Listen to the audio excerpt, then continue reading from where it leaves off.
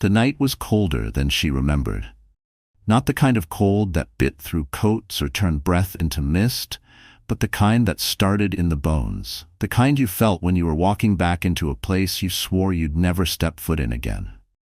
Samantha Price stood at the wrought iron gates of the house that used to be hers. Once, she had walked through them with keys in her pocket, groceries in her arms, and dreams spilling out of her smile. Now, she carried only one thing: a crisp manila folder in her leather handbag, its contents capable of tearing down the smug little kingdom her ex-husband had built inside these walls. She rested a hand on her belly, feeling the faint kick of the life growing inside her. 6 months pregnant, alone, and about to walk into a scene she could already picture, because she had been told exactly what was waiting for her. The call had come earlier that day from her old neighbor, Mrs. Donnelly. The older woman's voice was tight, laced with outrage. "Samantha, honey, I hate to be the bearer of bad news, but he's there, and she's there, in your old house. They've got music going, lights on in every room, laughing like they own the place." Her ex-husband, Michael Price, had many flaws, but subtlety wasn't one of them. If he wanted to flaunt his new mistress, Chloe, in the home Samantha had helped design, renovate, and love into existence, he would do it with every light blazing. At first, Samantha felt the familiar wave of hurt, the sharp sting of betrayal she'd been nursing since the divorce papers were signed. But it didn't last. The pain was quickly replaced by a calm, icy focus. She'd been waiting for this moment. Because while Michael thought he had won, taking the house, the furniture, and the life they'd built, he had no idea that his grip on it was already slipping. She looked at the towering facade beyond the gates, the white columns, the wraparound porch, the French windows glowing warm against the night. Every brick, every pane, every blade of grass on the manicured lawn, it was hers again. Not because she wanted it, but because she could take it, and she would. The eviction papers in her bag were signed, sealed, and legally bulletproof. Michael had defaulted on several clauses in the property settlement, clauses he had smugly dismissed when their lawyers argued them in court. Now those clauses were the noose tightening around his perfect little neck. Samantha pushed the gate open. The metal hinges creaked, a sound she remembered from late-night returns after date nights, back when she still believed in him. She walked up the stone path slowly, each step deliberate. The evening air was still except for the faint hum of bass from inside. Through the large bay window, she saw them. Michael, in a navy suit jacket, no tie, hair perfectly styled like he'd just stepped out of a magazine spread. Chloe, wearing a silk slip dress in a dangerous shade of red, perched on the arm of his leather chair. Her laugh was too loud, her hand too familiar on Michael's chest. There were other people there too, Michael's business associates, by the look of their tailored suits and designer watches. Glasses of champagne sparkled in their hands. The living room looked staged for a lifestyle ad. Crystal decanters on the bar, fresh flowers in vases. Samantha had picked out years ago the Persian rug they'd bought together in Italy. Her fingers tightened around the strap of her bag. She could feel her heart pounding, but it wasn't fear. It was anticipation. A memory flashed, unbidden. Michael standing in that same room 2 years ago, smiling at her like she was the only person in the world. "This is our forever home," he'd said, his arm around her waist. Forever had lasted exactly 8 months before she caught him in an affair with a marketing assistant from his company. She'd walked out with nothing but her clothes, her car, and a vow to never let him see her broken. And here she was, not broken, not begging, but ready to end the charade he was playing. She climbed the porch steps, her heels clicking against the wood. The door, painted the same deep green she had chosen, stood tall and smug. She didn't knock. She turned the handle and walked in. The music hit her first, a low, sultry jazz track coming from the hidden speakers Michael had installed. Then came the voices, laughter, the faint clink of glass. The warmth of the house wrapped around her, bringing with it the ghost of 100 memories. The room went silent the moment she stepped in. Michael froze mid-sentence, his smile faltering as he turned toward her. His eyes flicked instinctively to her belly, then to her face. He opened his mouth, but no words came out. Chloe's expression twisted into something between a smirk and a sneer. "Wow," she drawled, her voice dripping with mock sweetness. Didn't expect to see you here. Is this a social call? Samantha didn't answer. She took her time walking across the room, feeling the weight of every pair of eyes on her. The sound of her heels on the hardwood echoed in the tense air. When she reached the center of the room, she set her bag down on the coffee table, right next to the champagne bottle, and pulled out the manila folder. "I won't take up much of your evening," she said, her voice calm, even. "I'm here on business." She held out the papers to Michael. He didn't take them at first, just stared at her like she'd sprouted wings. "What is this?" he finally asked, his voice low. Samantha's lips curved into a slow, measured smile. "It's notice of eviction, effective immediately." The room seemed to shrink. Someone coughed. Chloe shifted uncomfortably but tried to keep her composure. Michael laughed, but it was hollow, strained.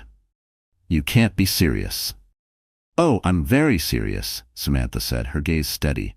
"You should probably start packing tonight. The locks change in 72 hours. A ripple of murmurs went through the group. Samantha didn't wait for Michael's response. She turned to leave, her head high, the eviction notice still dangling in his hand. As she reached the door, she paused and glanced over her shoulder. "Enjoy your evening," she said, her voice like ice. "It's your last one here." And then she stepped out into the night, the cold air filling her lungs like victory. 6 months earlier, Samantha Price's life had looked nothing like it did now. Back then, she still believed she was living the dream she'd spent her 20s chasing, the dream of stability, a family, and a place to finally call home. She was 32, with warm hazel eyes and an easy smile that made people feel comfortable around her. Friends described her as the kind of person who remembers your coffee order forever, the one who sent thank you notes for even the smallest kindness. She wasn't flashy, never the loudest in the room, but she was dependable, loyal to the bone. Before Michael, Samantha had been a junior interior designer at a mid-sized firm in the city. She'd worked her way up from the receptionist's desk, teaching herself drafting software at night after long days answering phones. Her talent for turning ordinary spaces into warm, inviting havens had earned her a solid reputation among clients who valued comfort over showiness. It was at one of those client meetings in a newly purchased penthouse apartment that she met Michael Price. He was 37 then, a rising real estate developer with sharp suits, sharper cheekbones, and a smile that seemed tailor-made for magazine covers. He was confident in a way that made you believe he could handle anything. From the beginning, he treated her like she was extraordinary. He remembered little details from their conversations, sent flowers just because, and told her she was the only woman who saw him for who he really was. Coming from a childhood where affection had been scarce and stability even scarcer, Samantha soaked it in like sunlight after a long winter. They married 2 years later in a small vineyard ceremony. She wore a lace gown she'd found on sale, and he wore a custom-tailored suit. They laughed under strings of twinkling lights, promising to love each other through whatever life threw at them. When they found the colonial-style house with its white columns and wraparound porch, it felt like the final piece of their fairy tale. Samantha poured herself into making that house a home. She refinished furniture by hand, planted a rose garden, and painted the nursery before there was even talk of a baby. Michael encouraged it at first, bragging to his friends about her amazing design eye. But over time, his praise turned into mild disinterest, then into the kind of dismissive nod you give someone who's talking about something you don't care about. Still, she believed they were happy. She believed the late nights at the office were just part of his growing business, that the unexplained business trips were exactly what he said they were. She believed it right up until the night she found the first clue. It was a lipstick stain on one of his dress shirts. Not her shade, not her brand. When she asked, he laughed it off, said it must have been from leaning too close to a client at a crowded networking event. She wanted to believe him, so she did. The second clue came weeks later, a perfume scent on his jacket that didn't belong to her. This time, he rolled his eyes, called her paranoid, and reminded her that jealousy wasn't attractive. She swallowed her doubts, told herself she was imagining things. Then came the third clue, and there was no mistaking it. She had stopped by his office to surprise him with lunch, only to find the door locked and the blinds drawn. She knocked, and after a long moment, he emerged looking flustered, shirt untucked, hair mussed. Behind him, a young woman with glossy black hair adjusted her skirt and avoided Samantha's eyes. Michael had brushed past her without explanation, muttering something about urgent business. That night, he didn't come home until after midnight. From that moment, something inside Samantha shifted. She didn't scream, didn't throw things, didn't beg for an explanation. Instead, she began quietly documenting everything. Every suspicious text, every unexplained charge on the credit card, every night he didn't come home. She called an attorney. She learned her rights, and she began to see Michael for who he truly was. A man who thought he could do whatever he wanted without consequence. It was during this time that she discovered she was pregnant. When the test turned positive, Samantha sat on the cool edge of the bathtub, staring at the little pink lines. She felt a rush of joy, fear, and determination all at once. This baby was hers, a piece of her she would protect at all costs. Michael's involvement was secondary. She told him over dinner a week later. For a moment, his eyes lit up, the way they had when they were first dating. But the glow faded quickly, replaced by a tight smile and a muttered, "That's great, Sam." From then on, he became even more distant. He missed doctor's appointments, didn't ask about her health, and seemed irritated whenever she mentioned the baby. By the time the divorce papers were filed, she knew she would be raising her child largely on her own. The settlement had given him temporary rights to the house, a detail that had stung deeply. But Samantha's attorney had insisted on adding clauses to the agreement, clauses Michael clearly hadn't bothered to read carefully. The clauses were simple. The property must remain in good repair, mortgage payments must be made on time, and the home could not be used for business or events without Samantha's written permission. Within months, Michael had violated all three. He'd rented out the space for parties, let the landscaping go wild, and fallen behind on payments in favor of funding lavish weekends with Chloe. Samantha's attorney had called her 2 weeks ago with the news. "If you want the house back, now's your chance. You're completely within your rights to evict him." For days, she'd debated it. She didn't want the house because she still loved it. She wanted it because it was hers, because he had taken it without respect or gratitude, and because she was done letting him believe there were no consequences for his actions. Now, standing in front of the mirror in her small rental apartment, Samantha had studied herself before leaving for the confrontation. Her pregnancy glow softened the sharpness in her cheeks, but her eyes were different. Clearer, harder. She wore a fitted black dress under a camel coat, low heels that clicked like punctuation marks on pavement, and a scarf her grandmother had given her. In her bag were the eviction papers, notarized and ready. She looked herself in the eye and whispered, "You're not the same woman who walked away with nothing."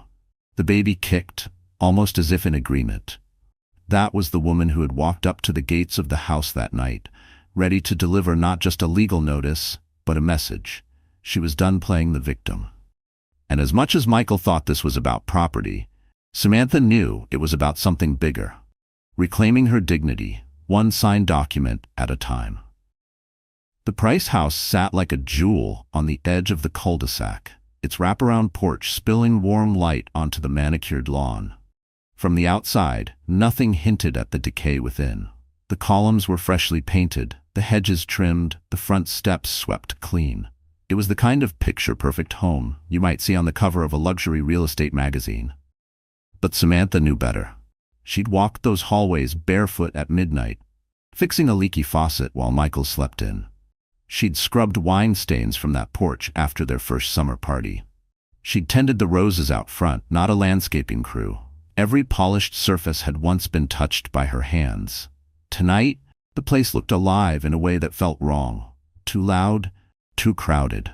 Michael had thrown a small gathering, though small in his vocabulary meant 30 people with expensive clothes and shallow smiles. Cars lined the driveway and spilled onto the street, sleek imports and glossy SUVs that screamed money. From the moment Samantha stepped inside, the house greeted her with a wave of sound and scent. Jazz spilled from hidden speakers, mingling with bursts of laughter and the faint pop of champagne corks. The air carried the rich aroma of catered hors d'oeuvres, truffle canapés, bacon-wrapped scallops, imported cheese. The foyer was just as she remembered. Sweeping staircase, polished hardwood, a crystal chandelier, Michael had once insisted, was worth every cent. But the little touches that had made it a home were gone. No family photos on the console, no basket for shoes by the door. The Persian rug she'd loved was replaced by a sleeker, colder runner. It felt like a showroom, not a sanctuary. She could see into the living room from the foyer.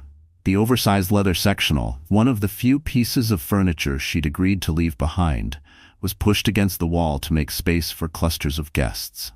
Michael stood near the fireplace, holding court as if he were the star of some glossy lifestyle spread.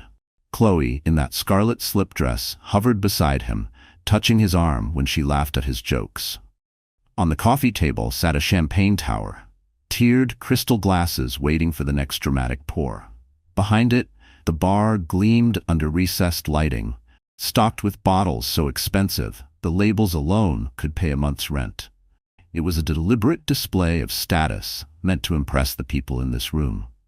But Samantha knew how much of it was smoke and mirrors. She knew the mortgage was behind. She knew the landscaping service had been canceled for months before he hired someone for this event. She knew the credit card balances were so high that just one missed payment could send the whole facade crumbling. Her heels clicked softly on the hardwood as she stepped further in. Conversations faltered. Heads turned. Michael's eyes found her instantly. For a heartbeat, something like panic flickered there, quickly replaced by a practiced smile. "Samantha?" he said, loud enough for the nearest guests to hear, as if her presence were merely unexpected, not unwelcome. "What a surprise." Chloe tilted her head, lips curling into a smirk.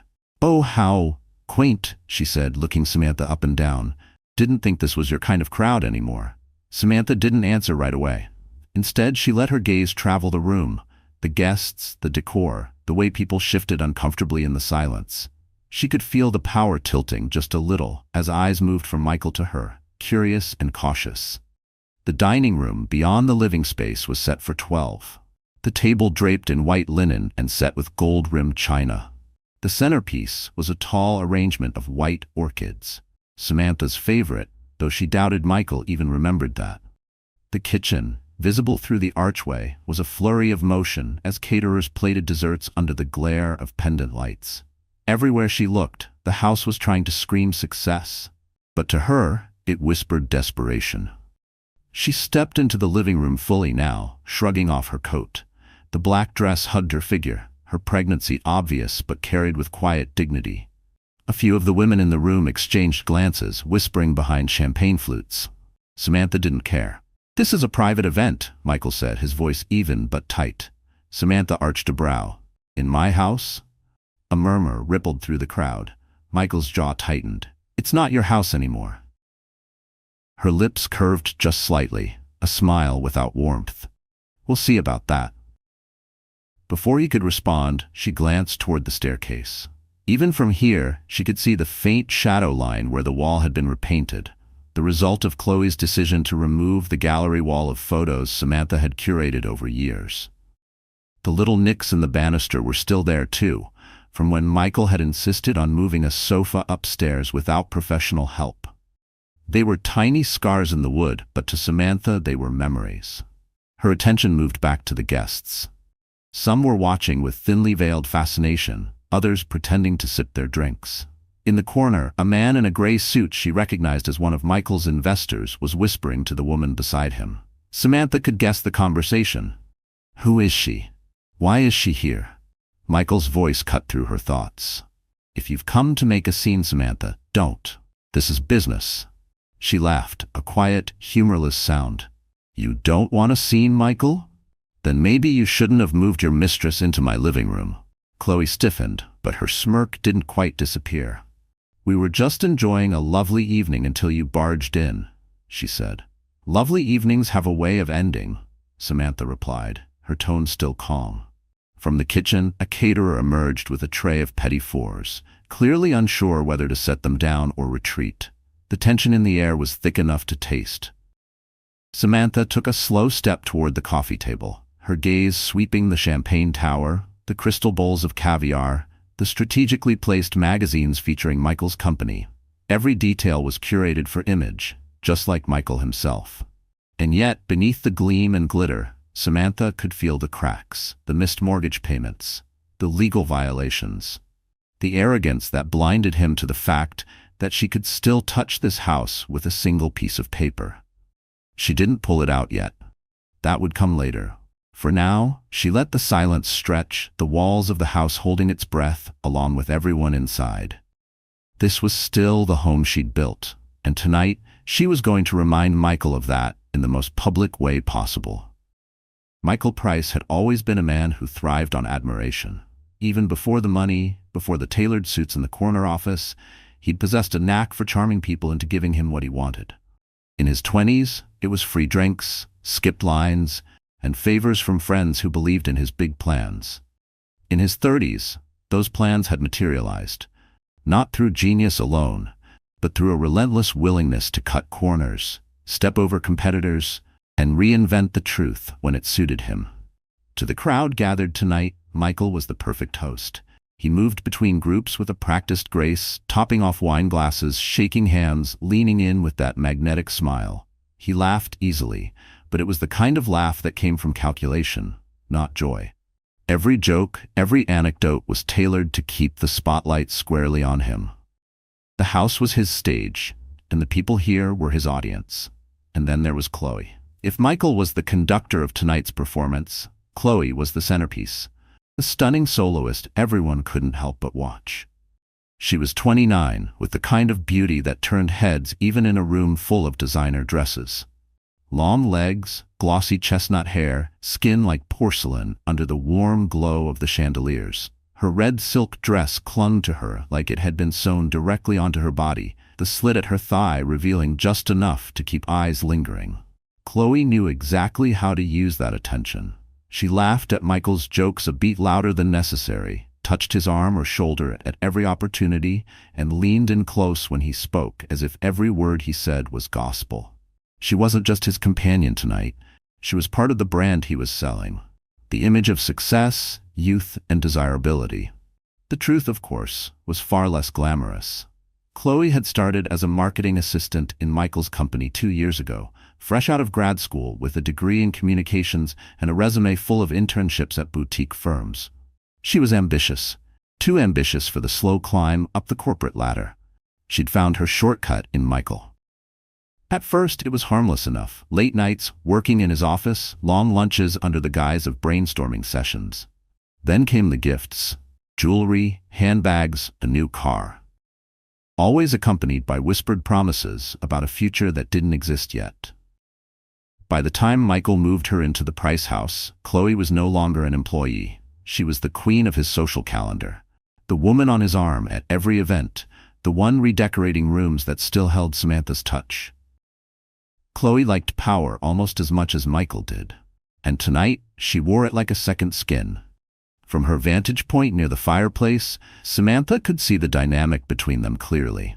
Michael was the sun in Chloe's universe, or at least that's how he wanted it to look. But Samantha knew that Chloe wasn't orbiting him out of devotion. She was there for the same reason Michael had been drawn to her in the beginning: opportunity. Michael's voice cut through the murmur of conversation. "Ladies and gentlemen, if I could have your attention for just a moment," he called, raising his glass. The room quieted, all eyes turning toward him. Chloe slipped an arm through his, resting her other hand on his chest. "As most of you know," Michael began, "this home has been the heart of so many wonderful memories for me.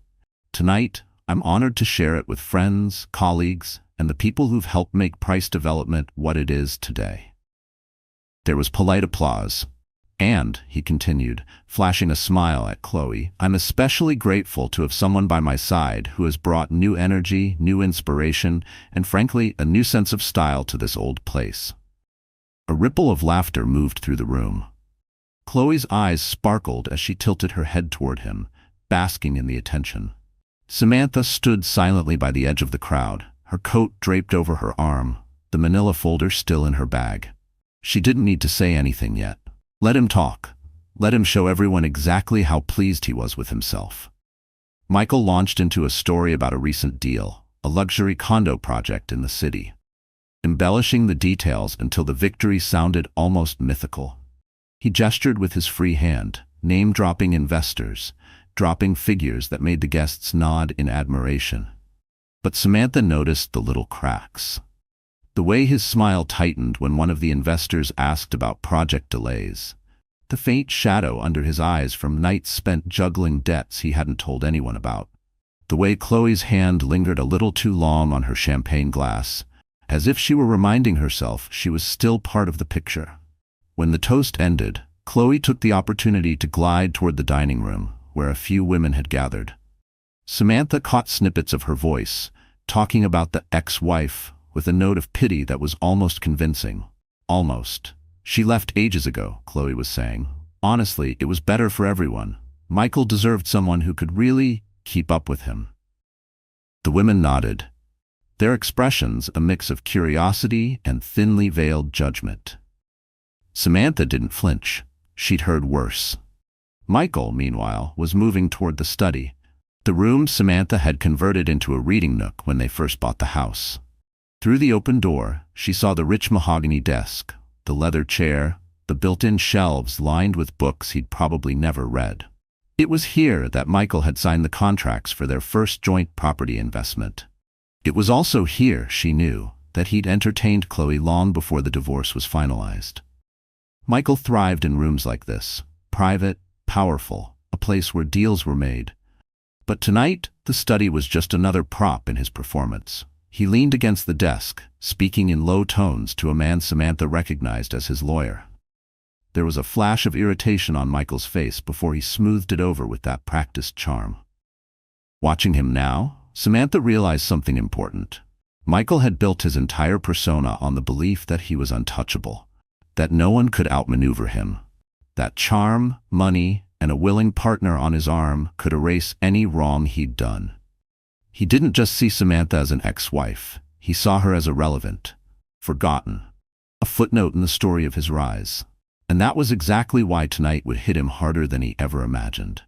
Chloe rejoined him by the study door, her hand slipping into his. They exchanged a quick conspiratorial smile before heading back toward the living room. Michael's arm went around her waist, pulling her close, as if to prove a point to anyone watching.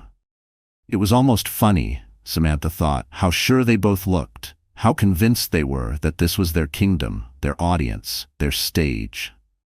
They had no idea the curtain was about to fall. The moment hung heavy in the air, as if the walls themselves were bracing for impact. Samantha stood near the center of the living room now, the hum of conversation reduced to a faint buzz behind the sharp pulse in her ears. Every eye in the room seemed fixed on her. Michael, ever the performer, stepped forward with a polished smile that didn't quite reach his eyes. "Samantha," he said in a tone that was meant to sound welcoming, "why don't we take this outside? We can talk privately." She didn't move. "Why would I do that? You invited all of them," she gestured to the room to watch this performance. "Seems only fair they see the ending." A ripple of murmurs swept through the crowd. Chloe, still perched at Michael's side, tilted her head in mock concern. "Michael, maybe she's not feeling well. Pregnancy can make people a little emotional." Samantha's gaze slid to Chloe, cool and steady. "Oh, I'm feeling just fine, and I'm not here to talk about emotions. I'm here to talk about business." Her hand dipped into her bag. She pulled out the manila folder and set it squarely on the glass coffee table, directly between the champagne tower and a silver tray of hors d'oeuvres. The sharp snap of the clasp echoed in the quiet room. Michael's jaw tightened. "What is this?" "Your notice to vacate," Samantha said, her voice even. "You have 72 hours to remove yourself, your belongings, and anyone else who doesn't belong here." The words landed like a punch. Several guests exchanged wide-eyed glances. One man actually choked on his champagne. Chloe let out a short laugh. "This is ridiculous. You can't just—" "Oh, I can?" Samantha interrupted. "Michael violated 3 separate clauses in the settlement agreement. The mortgage is behind. The property's been used for business without my consent. And," she let her gaze sweep the room deliberately, "you've turned it into an entertainment venue for people who have no idea they're drinking champagne in a house you don't legally control." The silence was deafening. Michael took a slow step toward her, his voice dropping to a warning growl. "You're making a mistake, Sam?" Samantha didn't flinch. The mistake was thinking you could do whatever you wanted without consequences. From the corner of the room, an older man in a tailored suit spoke up, one of Michael's investors. "Is this true? You don't own the property?" Michael's face reddened. "This is not the time or the place." "It's exactly the time and place," Samantha said, her voice cutting through his. "You built your reputation on appearances, Michael. Maybe it's time everyone sees the truth." Chloe shifted uncomfortably, glancing at the guests as if willing them to side with her. "This is pathetic," she spat. "You're just jealous." Samantha's lips curved in the faintest smile. "Of what? A man who can't keep his debts paid or his promises kept." Gasps rippled through the crowd. Michael's mask cracked then. The smile vanished, replaced by a scowl that exposed the edge beneath all his charm. "You're doing this because you're bitter," he said, his voice sharp. "You couldn't keep up with me, and now you want to ruin me." Samantha stepped closer, her belly brushing the edge of the coffee table. "No, Michael. I'm doing this because you forgot who you were dealing with." For a long beat, no one spoke. Then a woman near the back, someone Samantha recognized from past charity events, cleared her throat. "I think it's time we go," she said to her companion. They left quickly, their departure triggering a slow exodus, as others suddenly remembered pressing engagements. The remaining guests hovered awkwardly, torn between morbid curiosity and the instinct to flee. Samantha turned to leave, but Michael's voice stopped her. "If you walk out now, I'll fight this in court. I'll drag it out for months." She glanced over her shoulder, her expression almost amused. "Then I'll see you there. But in the meantime, the sheriff will be here on Friday to change the locks. Your choice whether you walk out with dignity or get escorted." Michael's fists clenched at his sides. Chloe muttered something under her breath. Samantha caught the word witch. But neither of them moved. Without another word, Samantha walked toward the front door. Her heels clicked against the hardwood, each step a reminder that she was in control now. She paused only once at the threshold, turning back to face the room. "Enjoy the party," she said, her tone almost light. "It's your last one here." She stepped into the cool night air, the muffled sound of whispers spilling from the house behind her. As she reached the gate, she exhaled slowly, her pulse finally beginning to steady. For the first time in a long while, she felt like she'd taken something back. Not just the house, but a part of herself Michael had tried to erase. Inside, she knew, the party would crumble. The guests would leave. Michael and Chloe would argue. And word of tonight's scene would travel faster than any press release. By morning, the image Michael had worked so hard to cultivate would have a fracture running right through it. And that was just the beginning. By the time Samantha reached her car, the rush of adrenaline that had carried her through the confrontation began to drain from her body. Her hands trembled as she gripped the steering wheel. For a moment, she didn't start the engine. She just sat there, staring at the glowing windows of the house in the rearview mirror, listening to her own shallow breathing. It had been the right thing to do. She told herself that over and over. Michael had broken the rules. The house was hers by law. But right now, with her heart pounding and her baby shifting restlessly inside her, the certainty she'd felt only minutes ago began to blur. What if she'd gone too far? She could picture it already. Michael's phone calls to his lawyer, the headlines if he decided to spin the story in the press, the smug way Chloe would talk about the crazy ex-wife who stormed their party. She knew Michael. He wouldn't lick his wounds quietly. He'd fight, and he'd try to hurt her in the process. Her throat tightened. She leaned forward, resting her forehead on the cool leather of the steering wheel. For a brief, terrifying moment, she wished she'd just stayed home. Wished she hadn't walked into that house, hadn't felt every eye on her, hadn't put herself in the middle of a public scene. She hated herself for thinking it. But the thought was there, all the same. When she finally started the car, her fingers still shook on the ignition. The street was quiet as she pulled away, the tires crunching over gravel. The farther she drove, the more the night seemed to close in on her. By the time she reached her small apartment, the adrenaline had faded completely, leaving only exhaustion. She let herself in and shut the door, locking it out of habit. The silence inside felt different from the silence at the Price house. Here, it wasn't cold or staged, but tonight, it wasn't comforting either. She kicked off her shoes and sank onto the couch, staring at the darkened TV screen. Her phone buzzed on the coffee table. One glance at the screen told her it was her attorney. She let it ring out. She couldn't talk right now. Not about legal paperwork, not about next steps. She just wanted quiet. But quiet made room for the doubts to crawl in. She thought about the look on Michael's face when she'd handed him the eviction notice, that flash of panic before he'd masked it with anger. For a split second, she'd felt powerful. But now, alone in the dim light of her apartment, she wondered what would happen if that power slipped away. What if he contested the eviction? What if the judge sided with him? What if she'd just turned her life into a months-long battle she wasn't strong enough to fight? Her hand instinctively went to her belly. The baby kicked, a small flutter under her palm. It brought a sting to her eyes. "I'm sorry," she whispered. "I'm trying to do the right thing for us." She thought about her mother, who had always told her that standing up for yourself wasn't easy, that it often came with loneliness. Back then, Samantha had nodded, believing she understood, but she hadn't, not until now. A tear slipped down her cheek, hot and fast.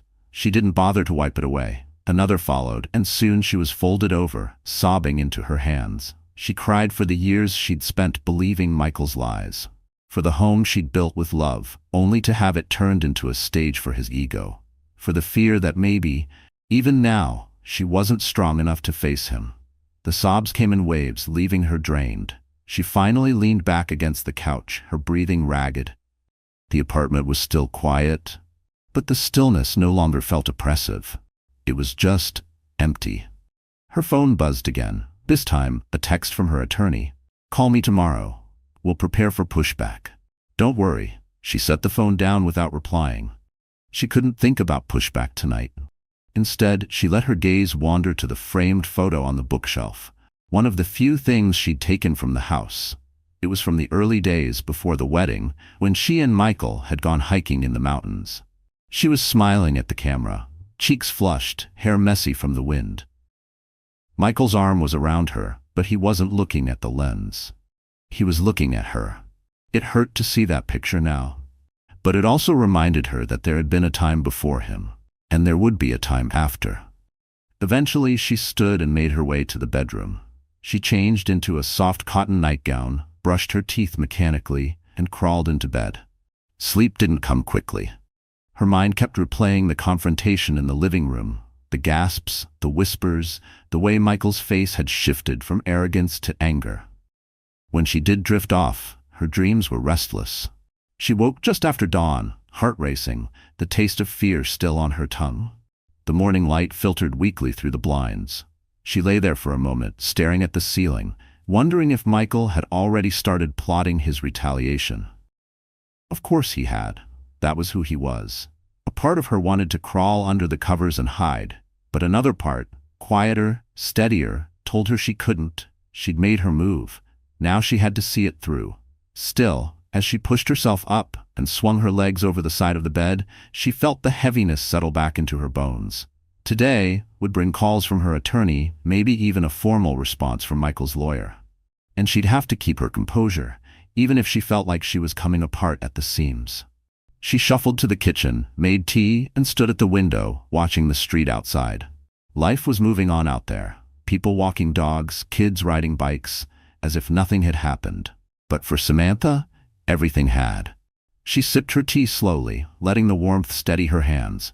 She wasn't ready yet. Not to fight. Not to face him again. But she would be. Just not today. 2 days after the confrontation, Samantha sat in her attorney's office, a sleek corner suite with glass walls that overlooked the city. The skyline glimmered in the morning light, but her attention was fixed on the thick stack of documents spread out on the desk between them. Across from her, Lauren Hayes, a sharp-eyed woman in her 40s with a reputation for dismantling arrogant men in court, tapped a pen against the top page. "Michael's lawyer sent this over late last night. They're contesting the eviction." Samantha had expected it. Of course they are. Lauren's mouth curved into something that was almost a smile. They also included an offer to resolve the matter amicably. She slid a single sheet across the desk. Samantha scanned it. It was laughable. A half-hearted proposal that would let Michael stay in the house for another year, while paying a reduced rate on the mortgage, all under the pretense of avoiding unnecessary legal conflict. She looked up. "He thinks I'm desperate enough to agree to this." "He thinks you don't have the resources to fight him," Lauren said, her tone dry. "Which, of course, is where he's wrong." Samantha leaned back in her chair, the faintest glint in her eye. "He has no idea, does he? Not unless you've told him." She shook her head. "Michael always assumed I was just scraping by. He never once asked about my work after the divorce, probably because he thought it was nothing important." Lauren sat forward. "Then it's time we use that to our advantage." For the past year, Samantha had been quietly building something Michael knew nothing about. When she'd left the marriage, she hadn't just taken her clothes and a few personal belongings. She'd taken her skill, the eye for design that had once made her clients line up for her attention, and poured it into her own business. It had started small, consulting for boutique hotels on their interiors, helping young families design warm, functional homes. But word had spread quickly, and Samantha had landed 2 major contracts with developers in the city. Her designs were now featured in architectural magazines, and her bank account, once frighteningly low, was comfortably in the 7 figures. And she hadn't stopped there. Using the settlement money Michael had so smugly assumed would barely last her a year, she'd made quiet investments, in real estate, in a small but promising tech startup run by a friend from college. Every move was calculated, every dollar placed with care. She'd kept it all off Michael's radar on purpose. The less he knew, the better. Lauren flipped open another folder and slid it toward her. Inside was a formal notice of funds, a declaration that Samantha had more than enough capital to buy out the remaining mortgage in full, pay all court fees, and still have a sizable cushion left over. "Once we file this," Lauren said, "it changes the dynamic completely. He can't paint you as a broke ex-wife trying to cause trouble. He'll see that you can outspend him in this fight and win." Samantha ran her fingers over the page, feeling the smooth weight of the paper. "He's going to hate this." "Good," Lauren said simply. "Men like Michael only respect power, and right now, you have it." As Samantha left the office that day, the city seemed sharper, brighter. She walked with a confidence she hadn't felt in years, the kind that came from knowing the truth was on her side. And now, the resources were too. She stopped by a small cafe on the way home, ordering a latte and settling into a corner table with her notebook. As she sipped, she began sketching ideas, not for a client, but for herself. She pictured the house after Michael was gone, the rooms stripped of his pretentious decor, the warmth she'd put back into them, the nursery she'd once dreamed of filling. But it wasn't just about reclaiming a property, it was about reclaiming her place in the story. Michael had tried to write her out, to reduce her to a cautionary tale whispered about at dinner parties. Now she'd be the one turning the page. Her phone buzzed with a text from an unknown number. She opened it, and her breath caught. "You think you've won? This isn't over." No signature, but she didn't need one. Michael's voice came through in every word, that mix of arrogance and threat he'd perfected over the years. She stared at the screen for a moment, then typed back a simple reply. "Neither is mine." That evening, she sat at her dining table, papers spread out in front of her. Bank statements, investment reports, the signed contract from her largest client, worth more than Michael's last development deal.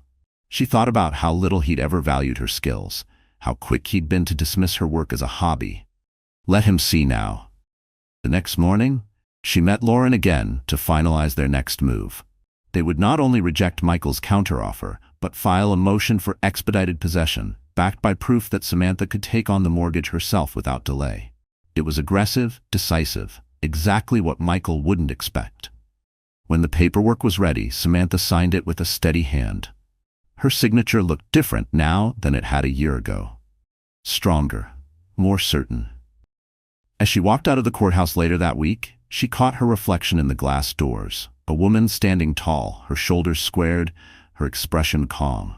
The fight wasn't over, but for the first time, she wasn't just reacting to Michael's moves. She was making her own, and she had no intention of losing. The day after filing the expedited possession motion, Samantha stood in front of her bedroom mirror and barely recognized herself. It wasn't that she'd suddenly become someone else. The hazel eyes were still hers, the curve of her jaw, the faint scar on her chin from a childhood fall. But there was a different energy now, a steadiness in her gaze that hadn't been there before. She thought of all the times Michael had looked at her like she was an accessory. Nice to have on his arm, pleasant to look at, but never the main event. That woman was gone. It started with the smallest choices. She got her hair trimmed into a sharper, more modern cut, the kind that framed her face and made her eyes stand out. She traded the comfortable, neutral clothes she'd been wearing for tailored pieces that felt like armor. A navy blazer with clean lines, dresses that skimmed her growing belly but still looked commanding, low heels that clicked with authority. She didn't need to hide the fact that she was pregnant. She needed people to see it, to see that she was building a life and taking back her power at the same time.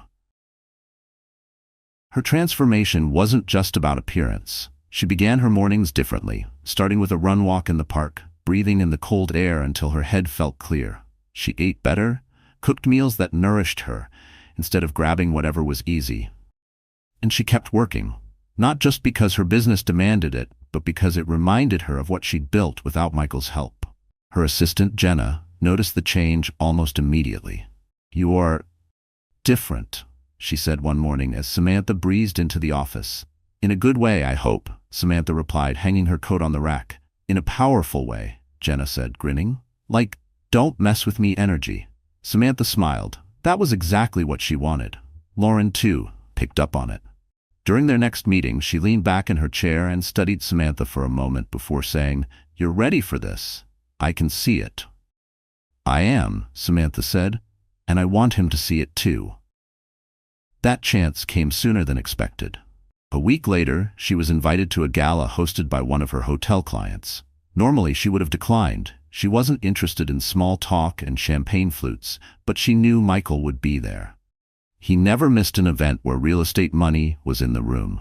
The night of the gala, Samantha dressed with intention. A deep emerald gown that fit her perfectly, a sleek updo, diamond studs she'd bought for herself after landing her first major contract. She walked into the ballroom and felt the shift immediately. Heads turned, conversations paused. She wasn't the ex-wife people whispered about anymore. She was someone they wanted to know, and then she saw him. Michael was near the bar, holding a glass of scotch, Chloe on his arm in another dangerously low-cut dress. He looked the same, expensive suit, polished smile, but there was a tightness around his eyes. He'd heard about the motion they'd filed. When he spotted her, his smile faltered for just a second. It was enough. Samantha didn't approach him.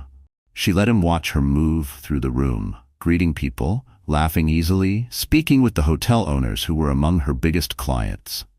She wanted him to see her surrounded by allies, to understand that she wasn't isolated anymore. At one point, she caught him looking at her while Chloe pretended to check her phone. He raised his glass slightly in mock salute. She gave him a polite nod, nothing more, and turned back to her conversation. That night, when she got home, she stood in her kitchen with a cup of tea and thought about how far she'd come since the night she'd stormed into the house with eviction papers. Back then, she'd been running on anger and adrenaline. Now she was standing on solid ground. Her transformation wasn't about proving something to Michael anymore. It was about proving it to herself. Still, she knew the final step was coming. The moment she would walk back into that house, not as the woman he'd left behind, but as the one who now held all the cards. And she wanted that moment to be unforgettable. She began planning for it in quiet, meticulous detail. Not just the legal logistics, but the optics. Who would be there, how it would happen, what she would say. She called Lauren. "When we serve the final order, I want it delivered in person," she said. Lauren's voice was steady. "You're sure?" "Yes," Samantha said. "I want him to look me in the eye when he realizes it's over." In the days that followed, Samantha prepared like she was going into battle. She reviewed the order until she could recite the key points from memory. She rehearsed her words in front of the mirror, making sure they came out calm and sharp. She didn't want shouting or drama. She wanted precision. She also made a few calls to people she knew would make Michael sweat. A well-known property investor who'd once considered partnering with him, a journalist who specialized in real estate scandals. Not to tip them off directly, but to invite them to a housewarming she would host once the property was back in her possession. Word would spread, as it always did. By the time Friday arrived, the day the sheriff would change the locks, Samantha was ready.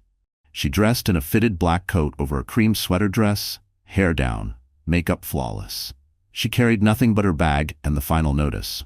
Driving toward the house, she felt no tremor in her hands this time, no racing pulse, just focus. The transformation was complete. The sun was just starting to set when Samantha pulled up to the Price house. The porch lights were already on, casting a golden glow over the white columns. It looked warm, inviting, exactly the kind of illusion Michael loved to maintain. She could hear the hum of voices from the driveway. Through the front windows, she spotted movement. Guests milling about, glasses in hand. Of course, he'd be hosting something tonight.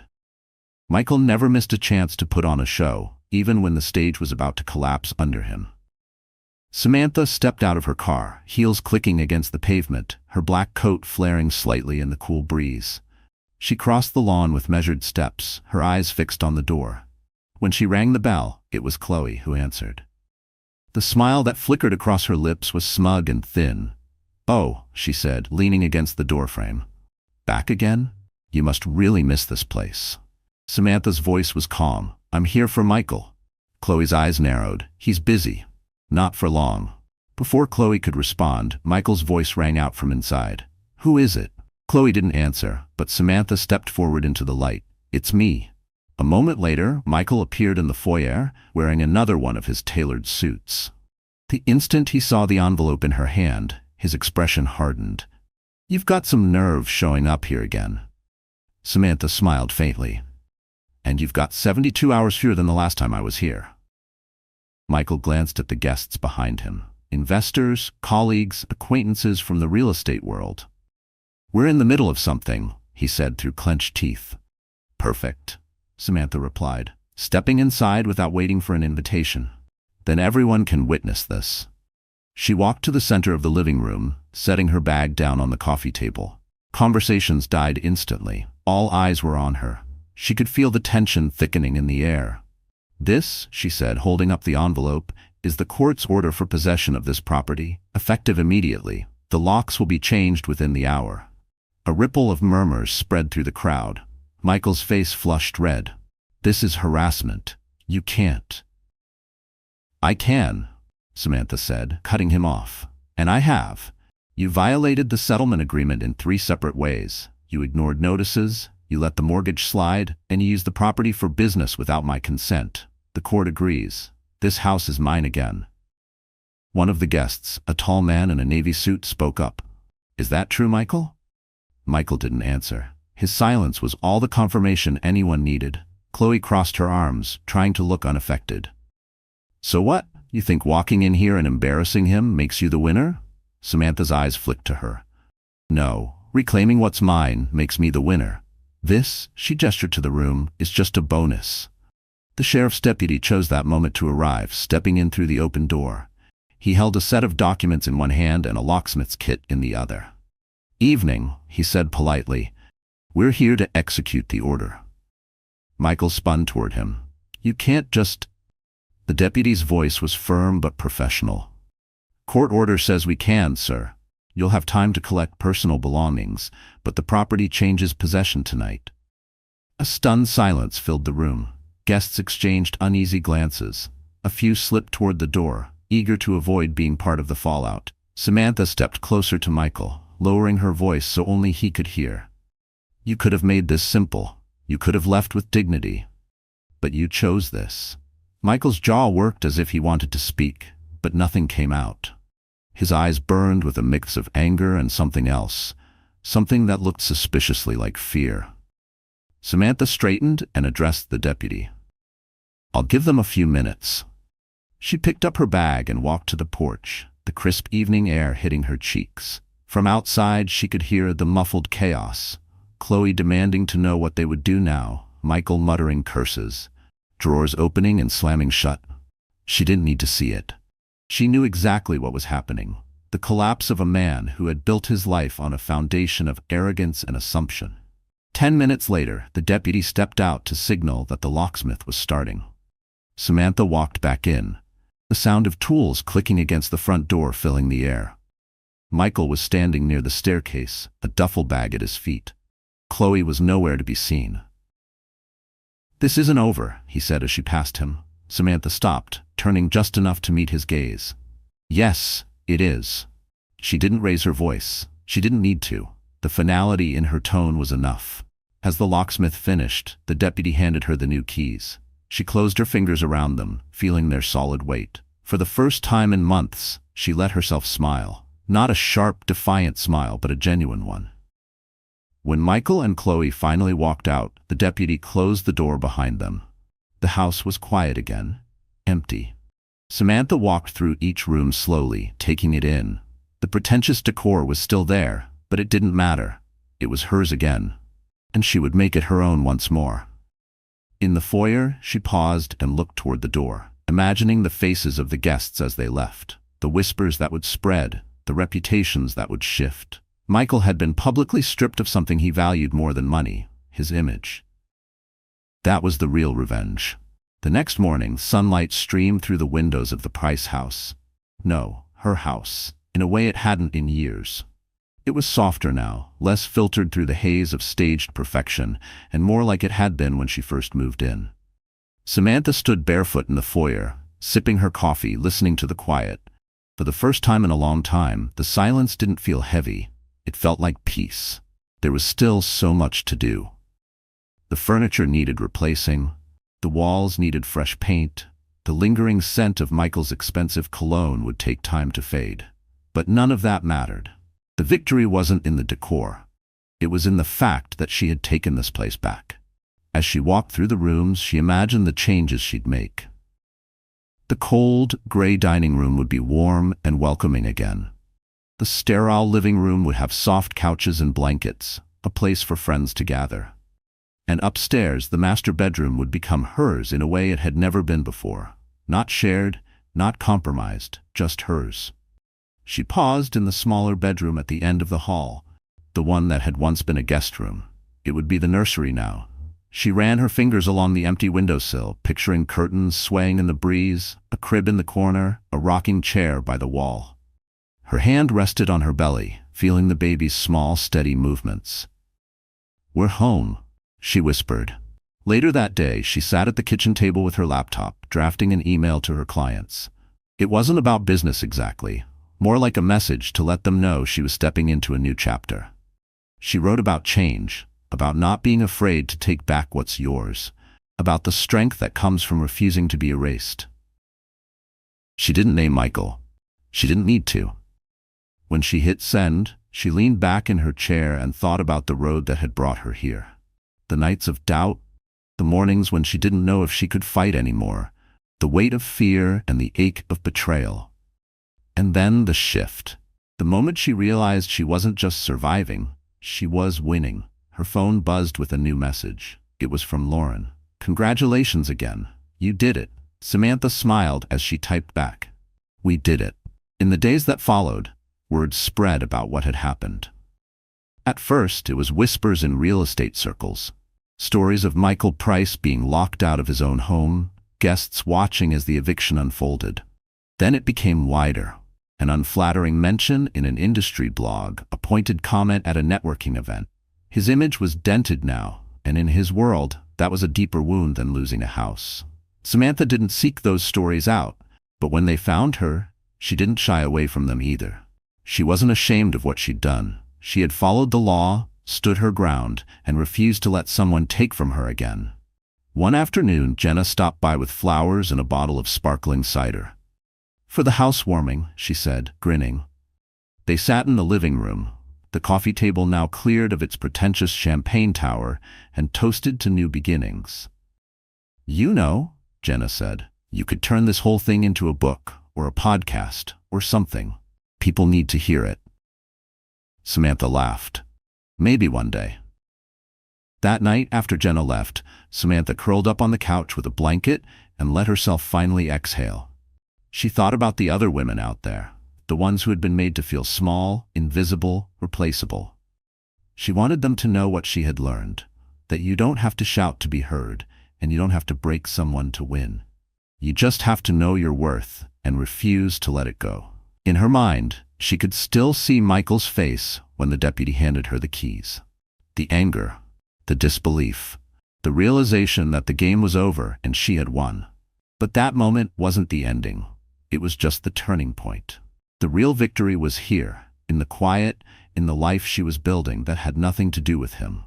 She rose from the couch, turned off the lights, and went upstairs. In the nursery, she opened the window and let the evening air in. Somewhere down the street, a dog barked, kids laughed, and the world kept moving forward. So would she. Standing there, she thought of the words her mother had told her years ago. You can lose almost everything and still win, as long as you don't lose yourself. Samantha smiled. She had lost a marriage. Yes, she had lost time and trust, but she hadn't lost herself. She'd found herself, stronger, wiser, unshakable. As she turned to leave the room, she whispered to the baby again, "We're gonna be okay, better than okay." And she believed it. So the story has ended, my wonderful friends. And if you're still here until now, it means something in this journey has touched your heart. Remember, as an old heterodox saying goes, sometimes losing what you thought you needed is the only way to find who you truly are. Life will test you, but your worth is never decided by those who try to diminish it. If this story gave you strength or hope, please like, share, and subscribe so more people can find their own courage. And drop a comment below telling us your thoughts, because your voice matters here.